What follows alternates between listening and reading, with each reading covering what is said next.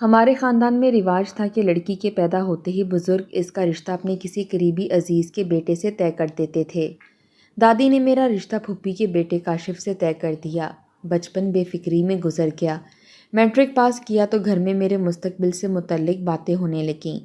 تب مجھے معلوم ہوا کہ دادی نے میری بات بچپن میں ہی طے کر دی تھی، لیکن المیہ یہ تھا کہ آج تک میں نے اپنے ہونے والے منگیتر کو دیکھا نہیں تھا۔ پھوپھی کراچی کی رہنے والی تھی۔ جب وہ ہمارے گھر آتی اپنے بیٹے کاشف کی تعریفیں کرتیں، لیکن مجھے ان کی تعریفیں ذرا بھی اچھی نہیں لگتی تھیں۔ میں ان کے گھر نہیں جایا کرتی تھی۔ میٹرک کے امتحان دیے تو اچانک ابو کے ساتھ ان کے گھر جانے کا اتفاق ہوا۔ ابو مجھے ان کے پاس چھوڑ کر واپس لاہور چلے گئے۔ وہ صرف 4 روز رہے کہ ان کی چھٹی زیادہ نہ تھی۔ پھوپھی نے اصرار کیا کہ شازیہ کو کچھ دنوں کے لیے یہاں رہنے دو۔ میں بھی وہاں اس لیے رہ گئی کہ جاننا چاہتی تھی کہ آخر کاشف کیسا لڑکا ہے، جس کو میں نے دیکھا بھی نہیں تھا اور اس سے میری شادی ہونے والی تھی۔ کم از کم اس کی عادات و اطوار تو دیکھ لوں، یہی سوچ کر رہ گئی۔ کئی دن تک اس سے بات نہ کی کیونکہ شرم آتی تھی۔ اس نے بھی کلام نہ کیا، اس کی طرف دیکھتی نہ تھی۔ کاشف تو ایک طرف رہا۔ ایک دن مجھے بخار آ گیا۔ تب عیادت کے بہانے کاشف نے بات کی اور پوچھا کہ کیسی طبیعت ہے، شازیہ نے دوا لی ہے یا نہیں۔ اس کے منہ سے مجھ کو اپنا نام سننا اچھا لگا۔ آہستہ آہستہ ہم دونوں باتیں کرنے لگے۔ یوں 1 ماہ بیت گیا اور میری چھٹیاں ختم ہو گئیں۔ میں واپسی کی تیاری کرنے لگی کیونکہ بھائی مجھے لینے آئے تھے۔ اگرچہ دل اداس تھا مگر مجبوری تھی۔ میرا یہاں سے جانے کو بالکل بھی دل نہیں چاہ رہا تھا۔ کاشف سے تنہائی میں بات کرنے کا موقع بھی نہیں مل رہا تھا۔ 2 منٹ کو شام میں اکیلی ہوئی۔ کاشف اسی موقع کا منتظر تھا۔ وہ فوراً اندر آیا اور بولا، شازیہ بتاؤ اب کب گھر آؤ گی؟ اب میں نہیں، تم ہمارے گھر آؤ گے، میں نے جواب دیا۔ بس اتنی ہی بات ہو پائی۔ تبھی پھپھو بھی کمرے میں آ گئیں اور وہ باہر نکل گیا۔ گھر آئی تو سب کچھ بدلا بدلا سا لگتا تھا۔ میرا دل تو وہاں رہ گیا تھا۔ اپنے گھر میں جی نہ لگا۔ اسی کیفیت میں وقت گزرنے لگا۔ کاشف کی یاد ایک سرمایہ تھی۔ اس کے سہارے سال بھی گزر گیا۔ سوچتی تھی جانے وہ گھڑی کب آئے گی جب کاشف ہمارے گھر آئے گا۔ اللہ نے سن لی کہ ایک شام جب میں اسی کے بارے میں سوچ رہی تھی کہ دروازے کی گھنٹی بجی۔ میں در کھولنے گئی، گمان بھی نہ تھا کہ وہ ہوگا۔ گیٹ کھولا تو سامنے کاشف تھا۔ مجھے اپنی نگاہوں پر یقین نہ آیا کہ واقعی کاشف میرے سامنے ہے۔ میں نے اسے اندر آنے کو کہا۔ وہ گھر والوں سے ملے۔ اس نے میرے دونوں بھائیوں کے بارے میں پوچھا۔ تب امی نے کہا کہ شازیہ جاؤ کچھ کھانے پینے کا بندوبست کرو۔ جب وہ چائے پینے لگا تو بولا، ممانی جی چائے بہت اچھی ہے، کس نے بنائی ہے؟ امی بولی، شازیہ نے بنائی ہے۔ تب اس نے ستائش بھری نظروں سے میری طرف دیکھا اور میں شرم سے گلابی ہو گئی۔ کاشف زیادہ وقت میرے چھوٹے بھائی کے ساتھ گزارتا تھا کیونکہ عامر میٹرک کا امتحان دے کر فارغ ہو چکا تھا اور ابو کاروبار کے سلسلے میں باہر رہتے تھے۔ بڑے بھائی ڈاکٹر تھے۔ وہ صبح اسپتال چلے جاتے اور رات کو لوٹتے۔ ان کے پاس تو وقت ہی نہیں ہوتا تھا۔ ایک دن امی شاپنگ کرنے بازار گئی ہوئی تھیں۔ عامر بھیا اور کاشف کسی دوست سے ملنے چلے گئے۔ گھر میں ملازمہ اور میں رہ گئے۔ تھوڑی دیر بعد بھائی اور کاشف آ گئے۔ عامر نہانے چلا گیا۔ یہی وہ لمحات تھے جب ہم کو باتیں کرنے کا موقع مل گیا۔ میں نے ملازمہ کو کچن میں بھیج دیا۔ اس نے پوچھا، تم نے میرے بغیر اتنے دن کیسے گزارے؟ میں نے کہا، جیسے خوشبو کے بغیر پھول۔ پھر اس کے بعد کاشف کی واپسی کی تیاری شروع ہو گئی، لیکن میرا دل نہ چاہتا تھا کہ وہ جائیں۔ میں نے اصرار کیا کہ ابھی مت جاؤ، جانے دو تاکہ امی اور ابو کو تمہارا رشتہ لینے بھیج سکوں۔ اس نے جواب دیا۔ پھر اس کے جانے کے 1.5 ماہ بعد ہی پھوپھی رشتہ لے کر آ گئیں۔ امی ابو نے فوراً ہی ہماری منگنی کر دی۔ منگنی اس قدر دھوم دھام سے ہوئی جیسے شادی ہو رہی تھی۔ ہم نے ایک دوسرے کو انگوٹھی پہنائی۔ اس کا کوئی بھی بھائی نہ تھا، بس 3 بہنیں تھیں جو منگنی پر بہت خوش نظر آ رہی تھیں۔ خاصے کھاتے پیتے لوگ تھے۔ ان کی اپنی فیکٹری تھی جہاں کپڑا بنتا تھا۔ منگنی کے بعد کاشف سے میں گھنٹوں باتیں کرتی۔ وہ ہمیشہ جتلاتا تھا کہ کبھی مجھ سے بے وفائی نہ کرنا، میں کبھی دوسری شادی نہ کروں گا۔ کہتا کہ تم ہی میری کل کائنات ہو، میری زندگی کی سب سے بڑی خوشی ہو۔ وہ دن بھی آ گیا جب میں رخصت ہو گئی۔ شادی کی پہلی رات ہم نے وہ تمام محبت کی، چھوٹی چھوٹی باتیں کیں۔ 2 سال ہنسی خوشی پلک جھپکتے گزر گئے۔ پھر خدا نے مجھے چاند سا بیٹا دے دیا۔ اس لحاظ سے خوش قسمت تھی کہ ساس سسر بھی مجھے چاہتے تھے۔ وہ اپنے پوتے پر جان نثار کرتے تھے۔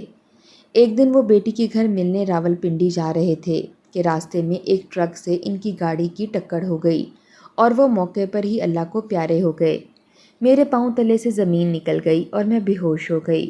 وقت کے ساتھ ہر غم کا زخم بھر جاتا ہے۔ میں بھی رفتہ رفتہ سنبھلنے لگی، اس غم سے نکلنے لگی۔ کاشف مگر ابھی تک بہت زیادہ دل گرفتہ تھے۔ ماں اور باپ دونوں کا شفیق سایہ ایک ساتھ ان کے سر سے اڑ گیا تھا۔ ان کا دکھ بہت گہرا تھا۔ دل بہلانے کو وہ کچھ دنوں کے لیے اپنے دوست کے پاس دبئی چلے گئے۔ کاشف پہلے بہت خوش گفتار اور ہنس مکھ ہوا کرتے تھے، اب سنجیدہ ہو گئے تھے، بدلے بدلے سے لگتے تھے۔ گھر بھی دیر سے آتے، کسی دن تو غائب ہو جاتے اور 2-3 روز تک گھر نہ لوٹتے۔ میں کافی پریشان ہوتی تھی تو کہتے کہ کاروبار کی مصروفیت رہتی ہے۔ پہلے تو ابو سب سنبھالتے تھے، اب تمام ذمہ داریاں مجھے اکیلی پر آن پڑی ہیں۔ وقت دینا پڑے گا ورنہ فیکٹری امور کیسے چلا پاؤں گا۔ میں خاموش ہو جاتی تھی۔ رفتہ رفتہ وہ گھر سے کٹنے لگے، مجھ سے دوری بڑھ گئی۔ ایک بیٹی ہو گئی، 2 بچوں کی مصروفیت نے مجھے خوب گھیر لیا۔ اب وہ کئی دن تک نہ آتے، مجھے پرواہ نہ ہوتی، میں اپنے بچوں میں مگن تھی۔ خبر نہ تھی کہ فیکٹری کے بہانے وہ اپنا نیا گھر بسائے ہوئے ہیں اور میری زندگی میں بوچھال آنے والا ہے۔ ایسا تو کبھی سوچا بھی نہ تھا کہ کاشف مجھ پر جان نچھاور کرتے تھے، میرے ساتھ بے وفائی بھی کر سکتے ہیں۔ ہوا یوں کہ جن دنوں میں FA کر رہی تھی، ہماری کلاس میں ایک لڑکی نے داخلہ لیا جس کا نام زرگل تھا، اور وہ بہت حسین لڑکی تھی اور شمالی علاقہ جات سے تعلق رکھتی تھی۔ اس کی سرخ و سفید رنگت اور سنہری بال اور خوبصورت ستاروں جیسی دمکتی آنکھیں، جو اسے دیکھتا دیکھتا ہی رہ جاتا۔ وہ پڑھائی میں کمزور تھی، جبکہ میں شروع سے لائک اسٹوڈنٹ میں شمار ہوتی تھی، لہٰذا کلاس کی پاپولر لڑکی تھی۔ ہماری لیکچرار پڑھائی میں کمزور کسی بھی لڑکی کو میرے پاس بٹھا دیتی اور کہتی کہ اس کی مدد کرو۔ ایسا ہی اب بھی ہوا تھا۔ ٹیچر نے زرگل کو میرے پاس بٹھا دیا۔ چونکہ وہ فطرتاً اچھی لڑکی تھی، میری اس کے ساتھ دوستی ہو گئی۔ پڑھائی کے علاوہ ہم گھنٹوں باتیں کرتے، ساتھ کھاتے پیتے اور ہنسی مذاق کرتے۔ ایک دن وہ کالج آئی تو بہت پریشان تھی۔ پریشانی کی وجہ پوچھی تو اس نے بتایا کہ میرے رشتے کے لیے 2 عورتیں روز آ رہی ہیں اور وہ انکار نہیں سننا چاہتے۔ کہ یہ لوگ کون ہیں؟ میں نے پوچھا۔ یہ تو خبر نہیں، لیکن بہت امیر ہیں، جہیز بھی نہیں مانگ رہے۔ ان کی باتوں سے لگتا ہے کہ جیسے وہ مجھ پر بہت مہربان ہیں۔ تم کو خوشی ہے؟ اس سوال پر وہ بولی، پتہ نہیں۔ تبھی میں نے جانا کہ زرگل بھی بہت خوشی محسوس کر رہی ہے، آخر کو وہ لڑکی تھی اور ہر لڑکی کے دل میں کسی اچھے گھر کی بہو بننے کی آرزو ہوتی ہے۔ والدہ نے اس کی مرضی پوچھی، دوست نے سر جھکا لیا۔ یوں اس کی منگنی ہو گئی۔ ایک دن آیا کہ ہم دونوں میں رابطہ منقطع ہو گیا۔ میں اس کی شادی پر بھی نہ جا سکی، کالج کے ایک مباحثے میں شرکت کرنا تھی، لہٰذا اس کی شادی میں نہ گئی۔ اس کے بعد میری کاشف کے ساتھ شادی ہو گئی۔ اپنی گھرداری میں اتنی مصروف ہوئی کہ یہ سوچنے کا بھی موقع نہ ملا کہ زرگل کہاں گئی۔ شادی کے 4 سال بعد مجھے اپنی نند کی بچی کو اسکول میں داخل کروانا تھا۔ میں نبیلہ کے ہمراہ ایک پرائیویٹ اسکول گئی۔ وہاں برآمدے سے گزرتے ہوئے ایک کمرے میں بیٹھی ٹیچر پر نظر گئی۔ دیکھا کہ کرسی پر زرگل سے ملتی جلتی لڑکی بیٹھی ہے۔ وہ کسی گہری سوچ میں ڈوبی ہوئی تھی۔ میں کلاس روم میں چلی گئی اور اس سے بات کی۔ وہ واقعی زرگل تھی۔ بے اختیار میرے گلے لگ گئی اور رونے لگی۔ ہم کلاس روم سے باہر آ گئیں اور میں نے اس سے حال دریافت کیا۔ وہ مجھے اسٹاف روم لے آئی جو اس وقت خالی تھا۔ میری نند معلومات کے لیے ہیڈ مسٹریس کے آفس چلی گئی اور زرگل بتانے لگی کہ جن امیر لوگوں کے ہاں اس کا رشتہ ہوا، وہ دراصل شکاری لوگ تھے جو خوبصورت کم عمر سی لڑکیوں کو ڈھونڈتے اور رشتہ کر کے بیاہ لیتے اور پھر دبئی وغیرہ لے جا کر ان سے غلط کام کراتے تھے۔ انہوں نے میرے ساتھ بھی ایسا ہی کیا۔ اس نے بتایا کہ میری ساس اور نندیں بھی اس بازار کی تھیں جو پاکستان آ کر شرافت کا لبادہ اوڑھ لیتی تھیں۔ یہ پورا خاندان ہی اس قسم کے کاموں میں ملوث تھا۔ ان کا دھندا دوسرے ملکوں تک پھیلا ہوا تھا۔ ان کو کچھ بڑے لوگوں کا رسوخ حاصل تھا جس کی وجہ سے یہ کامیابی سے پردہ فروشی کرتے تھے۔ ایک دن وہی ہوا جو ہونا تھا۔ انہوں نے مجھے بھی اس راہ پر لگانا چاہا۔ جب میں نے انکار کیا تو سخت تشدد کیا۔ جس مرد نے مجھ سے نکاح کیا وہ اسی طرح عورتیں لاتا اور پھر ان کی خرید و فروخت کی جاتی تھی۔ میری خوش قسمتی کہ ایک دن کسی دوست کے ساتھ ایک شخص آیا جو شریف آدمی تھا اور اس میں غیرت تھی۔ اس نے مجھے پسند کیا اور جب تنہائی میسر آئی میں رونے لگی۔ اس نے ہمدردی سے میرا حال دریافت کیا۔ میں نے رو رو کر بپتا سنائی۔ تب اس کو مجھ پر رحم آ گیا اور جانے کن مشکلات کے بعد اس نے مجھے ان ظالموں کے چنگل سے نکالا اور دبئی سے پاکستان لے آیا۔ وہ شادی شدہ تھا اور 2 بچوں کا باپ بھی۔ زیادہ تر اپنی پہلی بیوی اور بچوں کے پاس رہتا تھا۔ میرے پاس 12 دن کے لیے آتا تھا۔ اس کا وسیع کاروبار ہے۔ اس کو اپنے کام کو بھی وقت دینا ہوتا ہے۔ میں تنہائی کی وجہ سے اداس ہو جاتی تھی تو میرے شوہر نے مجھے مشورہ دیا کہ تم اسکول میں ملازمت کر لو، یوں تمہارا دل بہل جائے گا۔ تبھی میں اسکول میں پڑھانے آ جاتی ہوں۔ میرے خاوند نے اسکول کے نزدیک ہی گھر لے دیا جہاں میں ایک بوڑھی ملازمہ کے ساتھ رہتی ہوں۔ دن میں وہ اسی اسکول میں چپڑاسن ہوتی ہے۔ اسکول کی چھٹی کے بعد میرے ساتھ گھر آ جاتی ہے۔ رات کو بھی ساتھ رہتی ہے۔ تمہارے شوہر کا نام کیا ہے اور وہ کیا کام کرتے ہیں؟ میں نے سوال کیا تو وہ بولی ان کا نام کاشف ہے اور وہ کپڑے کی فیکٹری کے مالک ہیں۔ یہ سن کر میں پریشان ہو گئی، تاہم سوچا کہ ہو سکتا ہے کسی دوسرے شخص کا یہ نام ہو اور اس کی بھی فیکٹری ہو، کیونکہ کاشف تو ایسا نہیں کر سکتے تھے۔ میں مر تو سکتی تھی لیکن یہ یقین نہیں کر سکتی تھی کہ کاشف دوسری شادی کر سکتے ہیں۔ اس وقت اسکول کی چھٹی ہو گئی۔ میں نے نند سے کہا کہ تم گھر چلی جاؤ، میں ذرا زرگل کے گھر سے ہو کر آتی ہوں۔ یہ میری گہری سہیلی ہے اور مدت بعد ملی ہے۔ اس کا گھر نزدیک ہی ہے۔ نند میرے گھر چلی گئی اور میں زرگل کے ساتھ اس کے گھر پہنچ گئی۔ اس کے مکان میں داخل ہوتے ہی پہلا تیر جو میرے دل پر لگا وہ دیوار پر لگی ہوئی تصویر تھی۔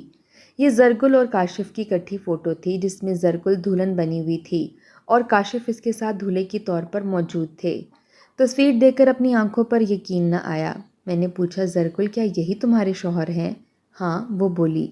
خدا ان کو سلامت رکھے، بہت اچھے انسان ہیں، مجھے شرافت کی زندگی دی ہے، ورنہ آج میں کہاں ہوتی اور نہ جانے میرا کیا حال ہوتا۔ اس نیک انسان نے میری زندگی بچائی ہے۔ ایسے لوگ دنیا میں کم ہوتے ہیں واقعی۔ میں نے سوچا ایسے لوگ دنیا میں واقعی کم ہوتے ہیں، تاہم مجھے بے حد افسوس ہوا، صدمہ لگا اور میں گرتے گرتے بچی۔ خود کو بڑی مشکل سے سنبھالا اور زرگل سے کہا واقعی تم خوش قسمت ہو کہ تم کو کاشف جیسا شوہر اور مجھ جیسی رحم دل سوتن ملی، ورنہ آج نہ جانے کیا ہوتا اگر تم میری سہیلی نہ ہوتی اور تمہارے حالات ایسے نہ ہوتے۔ گھر آ کر میں نے کاشف سے کافی جھگڑا کیا کیونکہ میرا دل اور ذہن سوتن کو قبول کرنے پر تیار نہ تھا، تاہم مرتا کیا نہ کرتا۔ جب شوہر نے واسطے دیے اور یقین دلایا کہ زرگل کو برائی سے بچانے اور شرافت کی زندگی دینے کے لیے انہوں نے نہ چاہتے ہوئے یہ کڑوا گھونٹ لیا ہے، تو میں رو دھو کر خاموش ہو گئی۔ کیا کرتی؟ اگر زرگل کو نکلوا دیتی تب ضمیر ملامت کرتا اور میں خدا کے سامنے گناہ گار ہو جاتی، کیونکہ اس کا اب کوئی اور نہ تھا۔ ماں باپ اس کی جدائی کے صدمے سے چل بسے تھے، پھر دنیا میں وہ اکیلی رہ گئی تھی۔ کچھ دن کاشف نے ہمیں علیحدہ گھروں میں رکھا، لیکن جب اس کی ہاں بیٹی پیدا ہو گئی تو ان کو میرے گھر لے آئے کہ اکٹھے رہنے میں آسانی تھی۔ تب سے آج تک ہم اکٹھے رہتے ہیں۔ زرگل مجھے بڑی بہن کا درجہ دیتی ہے اور میرے قدم چومتی ہے اور کوشش کرتی ہے کہ مجھے راحت اور آرام پہنچائے۔ میرے بچوں کے کام محبت سے کرتی ہے، میں بھی اس کے بچوں کا خیال رکھنے کی کوشش کرتی ہوں، لیکن جب کاشف اس کے ساتھ بات کرتے ہیں یا اس کے کمرے میں ہوتے ہیں مجھ پر قیامت گزر جاتی ہے۔ اس کو برداشت کرنا بہت مشکل ہے، اور یہ بھی سچ ہے کہ مرد جتنا بھی پارسا ہو اس پر بھروسہ کرنا حماقت ہے۔ دوستو، میاں بیوی میں باہمی الفت و محبت ایک اچھی ازدواجی زندگی کا جز ہے، لیکن بعض اوقات ایسے حالات و واقعات پیش آ جاتے ہیں کہ ساری زندگی ایک ساتھ گزارنے کے عہد و پیمان کرنے والوں کو جدا ہونا پڑتا ہے۔ کبھی دونوں کو ناگزیر وجوہات کے بنا پر باہمی فیصلہ کر کے الگ ہونا پڑتا ہے، لیکن زندگی کی دوڑ میں اکیلے بھاگنا ممکن نہیں۔ مرد ہو یا عورت، اسے ہر موڑ پر سہارے کی ضرورت پیش آتی ہے، اس لیے دوسری شادی کا فیصلہ ناگزیر ہو جاتا ہے۔ اسلام میں مرد کو بیک وقت 4 شادیاں کرنے کی اجازت ہے۔ اگر کوئی مرد ایک سے زائد بیویوں کے جسمانی اور مالی حقوق ادا کرنے اور ان کے درمیان برابری رکھنے کی استطاعت رکھتا ہے تو اس کے لیے دوسری شادی کرنا شرط ہے، لیکن اگر کوئی مرد برابری کی اہلیت نہ رکھتا ہو، اس میں جسمانی یا مالی طاقت نہ ہو کہ وہ بیویوں کا نان و نفقہ پورا نہ کر سکے یا عدل نہ کر سکتا ہو، تو ایک پر اکتفا کرنے کا حکم دیا گیا ہے۔ اس صورت میں دوسری شادی درست عمل میں نہیں، کیونکہ دوسری شادی جذباتی اور جسمانی سہارے کے لیے کی جاتی ہے۔ جب یہ دونوں توقعات پوری نہ ہوں تو شادی کا مقصد ختم ہو جاتا ہے۔ اس کے علاوہ کچھ لوگ محض خاندانی رسم و رواج کے باعث بھی ایک سے زیادہ شادیوں کے خواہش مند ہوتے ہیں، جبکہ کچھ لوگ کثرت اولاد کی وجہ سے ایک سے زیادہ بیویاں رکھنا پسند کرتے ہیں۔ ہمارے معاشرے میں دوسری شادی کو سماجی طور پر ممنوع سمجھا جاتا ہے۔ اسے اپنے شریک حیات کے ساتھ غداری یا بے وفائی کے زمرے میں لیا جاتا ہے۔ حالانکہ دوسری شادی گناہ نہیں، لیکن اس سے جڑی سماجی بدنامی اتنی مضبوط ہے کہ یہ نہ صرف دوسری شادی کرنے والے شخص بلکہ اس کی فیملی کے لیے بھی مسائل پیدا کر دیتی ہے۔ ان پر تنقید ہوتی ہے، انہیں سماجی تنہائی کا سامنا کرنا پڑتا ہے، وہ جذباتی پریشانی کا شکار رہتے ہیں۔ عرب معاشرے پر نظر ڈالی جائے تو وہاں ایک سے زیادہ شادیاں عام ہیں۔ سرکاری اعداد و شمار کے مطابق 5 لاکھ سے زائد سعودی ایک سے زیادہ بیویاں رکھتے ہیں، جبکہ امریکہ اور یورپ وغیرہ میں اس کی کوئی گنجائش نہیں۔ وہاں ایک ہی بیوی رکھنے کی اجازت ہے اور اس کے حقوق اتنے ہیں کہ طلاق کی صورت میں آدھی جائیداد بیوی کے نام کرنا ہوتی ہے۔ عرب ممالک میں دوسری شادی کی بہتات ہے، کیونکہ وہاں دوسری شادی کا مطلب ہے کہ 2 ایک جیسی عورتیں۔ عرب خواتین جانتی ہیں کہ وہاں مردوں کے لیے دوسری شادی کرنا عام بات ہے۔ ہمارے معاشرے میں مرد کی دوسری شادی کا مطلب یہ لیا جاتا ہے کہ پہلی بیوی کے حقوق کا مکمل خاتمہ ہو گیا۔ اسی وجہ سے پہلی بیوی کو طرز اور رحم بھری نگاہوں سے دیکھا جاتا ہے، کیونکہ عام طور پر مرد اسی بات کا عملی ثبوت دیتا ہے کہ جوش میں آ کر علانیہ یا خفیہ دوسری شادی تو کر لی جاتی ہے، لیکن بعد میں عدل اور برابری نہیں کر پاتا۔ ایک عورت بھی اپنے شوہر کی دوسری شادی پر اسی لیے رضامند نہیں ہوتی کہ عام طور پر خاوند دونوں بیویوں کے درمیان میانہ روی قائم نہیں رکھ پاتا، گھر اور بچوں کی تربیت اور ذمہ داری سے غافل ہو جاتا ہے۔ حالانکہ حدیث میں واضح طور پر کہا گیا ہے کہ مرد شادیاں کر سکتا ہے۔